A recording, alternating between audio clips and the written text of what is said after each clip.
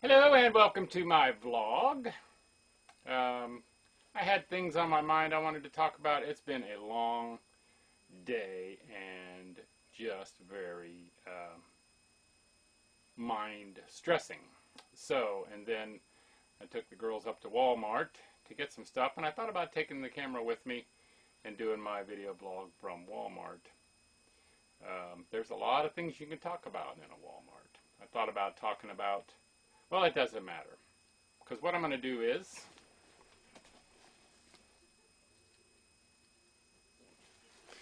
I'm going to read another one from the old schoolmaster. Who owns the land? There has been a sort of change of ownership for some of the old homestead land that was so familiar to me when I was a kid. It all brings back fond memories of the woods, the creeks, the faithful old spring, the hills, the rail fences, the blackberry patches, and all the other things that were so much a part of my life during those early years.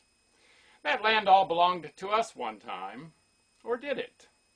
Now it belongs to someone else, or does it? I have a feeling it never did belong to us, and it does not belong to the people who live there now. In fact, I will ask who owned the old farm, and who owns it today? And I would like to suggest an answer. It belongs to the beautiful bobolinks who sit on the fence posts and sing their hearts out for the sheer joy of living. They are related to those that used to sit on the old rail fence and sing their songs to me as I toiled my weary way over the cornfield, the hayfield, and the wheat field. They did their best to make life more bearable for me. The land belongs to the meadowlarks who know every desirable place to make a home for their babies, and who roam the fields from early morning until dusk closes in and makes them seek their resting places. They are related to those meadowlarks I used to admire so much, with their powerful wings and their ability to glide to a safe hiding place when some of us disturbed their routine. There was a big flock of crows who used to descend on the cornfield, sit on the outstretched arms of our scarecrows, and make Pa so mad he could have shot them. They would eat the corn we had just planted, pull up the young tender shoots, and make it necessary for us to transplant a lot of the field. The big woods was their hangout. They made a terrible noise with their raucous caw-caw. The crows who live there now are their great-grandchildren and still part owners of every foot of ground they can cover with their noise and in their flights.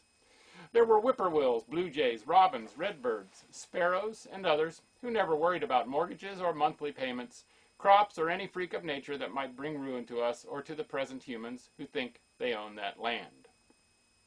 As long as there is some grain, some bugs, and some other kinds of food, they are the lords of all they survey. We must not forget the rabbits and the squirrels. The big wide rail fence with its weeds and underbrush in the fence corners is gone.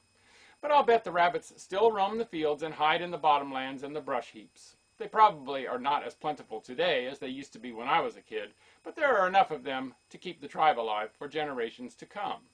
They always owned the land, and their paths still show they own it today. And those beautiful bushy-tailed squirrels who used to play hide-and-seek with me in those halcyon days made it clear that the tall beech and oak trees belonged to them. Just try to take it away from them, even today. We did not allow anyone to shoot squirrels on our farm back in those days if we could stop them. Part of the big woods is gone, but the squirrels that are left are the landlords of what remains.